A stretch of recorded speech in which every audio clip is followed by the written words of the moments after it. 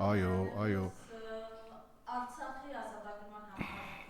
պայքար տված մարդիկ, կռված մարդիկ իրենց դիտարկում շագերտներով ռազմական հանցագործների պետք է արտահայտի Նիկոլ Փաշինյանը։ Դե հետո կան նաև արտոններ, ովքեր մի անգամ ոտք են գործել Արցախը իրանց կպահանջեն, խնդրեմ ես ասացել։ դե Թուրքի լկտիանալու սահման չկա, եւ եթե դիմացինը ունակ է, պատրաստ է ամեն ինչ տալ, անգամ ամենաանհավանական թվացող պահանջներն էլ կներկայացնեն։ Ես կասկած անգամ չունեմ, որ եթե այս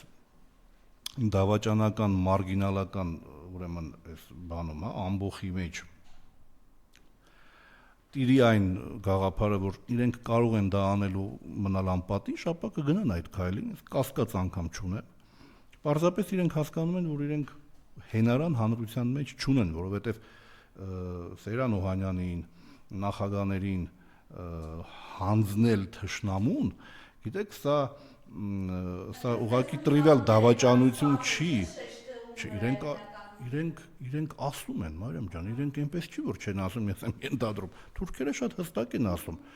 հաղթանակ կերտած, ընդ որում, ես պատահական չեմ համարում Սեյրան Օհանյանի հանդեպ հենց այդ ուշադրությունը, որովհետև երբ Զաքիր Հասանովը նոր էր նշանակվել, կադրերը կան ինտերնետում, երբ որ Զաքիր Հասանովը նոր էր նշանակվել պաշտպանության նախարար, մի ինչ-որ հանդիպում էր, կարծեմ ԱՊՀ երկրների պաշտպանության նախարարների հանդիպում էր, դա անվանակարգով Ադրբեջանն է, հետո մենք ենք, չէ՞, ըստ այբենական կարգի, եւ ես հիշում եմ պատկերը կա, կադրերը կան ինտերնետում, սա կարելի է գտնել, երբ Օհանյանը մոտեցավ մեր դրոշին, Զաքիր Հասանովի մոտ մի հատ sense խուճապային մի բան ստեղծվեց, տեսած անկանոն շարժումներ անել, անկախ իրանից այսպես առաջ եկավ, հետ գնաց, իսկ Օհանյանի հանդեպ, որ Օհանյանը բարեկիր, բարձր անձնական կուլտուրայի էր անձնավորություն, ընդհանրապես հանգիստ,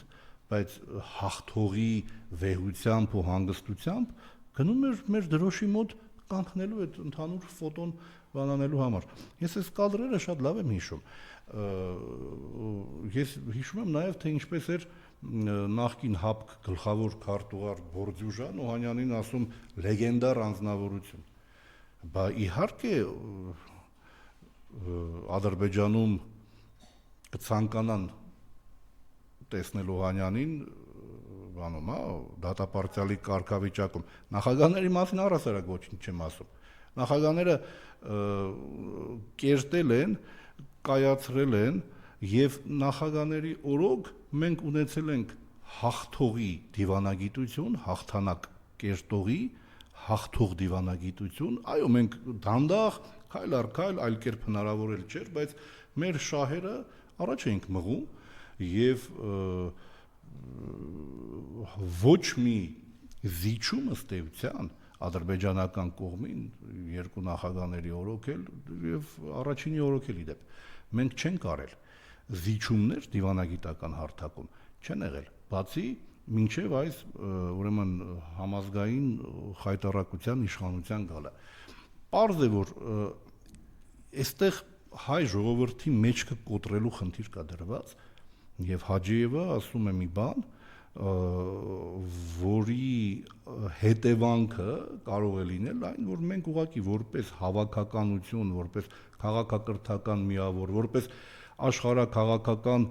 այդ զարգացումներում թող որ համեստ բայց որոշակի ներդրում ունենալու ունակ ազգային սուբյեկտ հա պետականություն որպես ուղղակի գոյություն չունենանք որպեսզի մենք իբրև հավաքականություն որպես սուբյեկտ միջազգային քաղաքական գործընթացներում չլինենք որովհետև որպեսզի դու գործոն լինես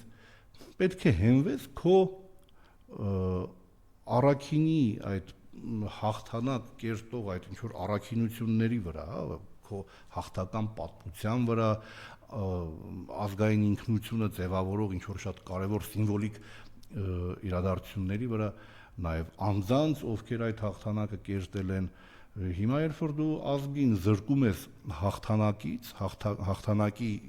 մասին, այդ հիշողությունից, երբ որ հաղթանակի սիմվոլներին ամեն կերպ փորձում ես վարկաբեկել, երբ որ ցանկացած դիմադրության փորձում ես ուրեմն կոտրել, բնականաբար ազգը իբրև սուբյեկտ դադարում է գոյություն ունենալ եւ պարզ է թե Ալիևը ինչու է պահանջում, բայց մենք ցավով պետք է ֆիքսենք այն, որ քանի դեռ Հայաստանում կա Նիկոլ Փաշինյանի իշխանությունը, այս սպառնալիքն իբրև այդպիսին է, այս վտանգը, որ Հաջիևի Ալիևի այս պահանջն էլ կարող է բավարարվի, շատ իրական է։ Իդեպ շատ կարևոր մի բան էլ, տեսեք, այսինքն գործող իշխանությունը դատելով, եթե այսպես մակերեսում եղած բաներից, հայտարարություններից, համաձայնել է, որպեսզի Հայաստան վերադառնա մոտ 300,000 ադրբեջանցի։ Աստորեն այդ կետը ադրբեջանցիների վերադարձի,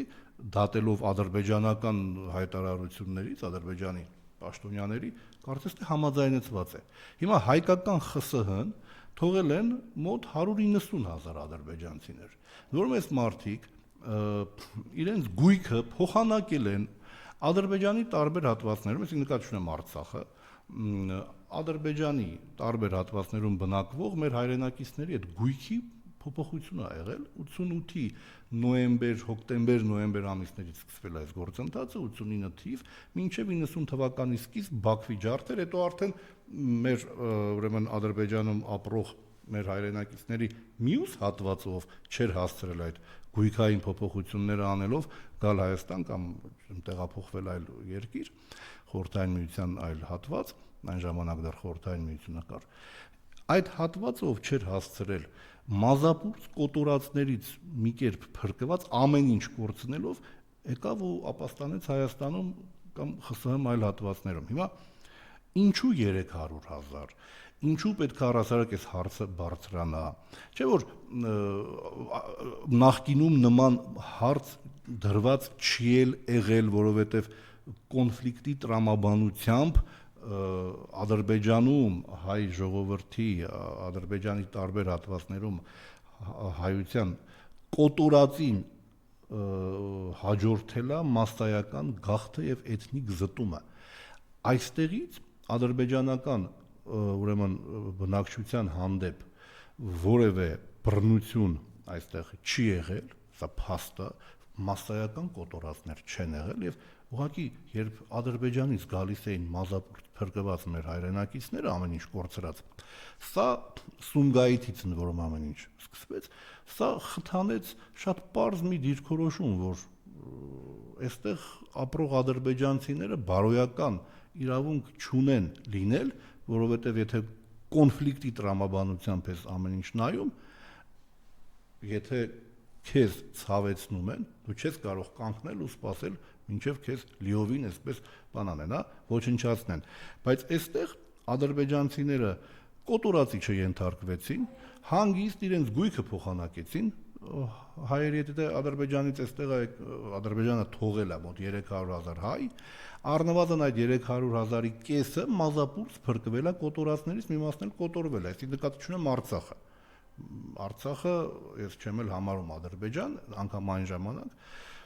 այնպես որ այս թեպետ իհարկե կալցո օպերացիայից հետո 91-ի,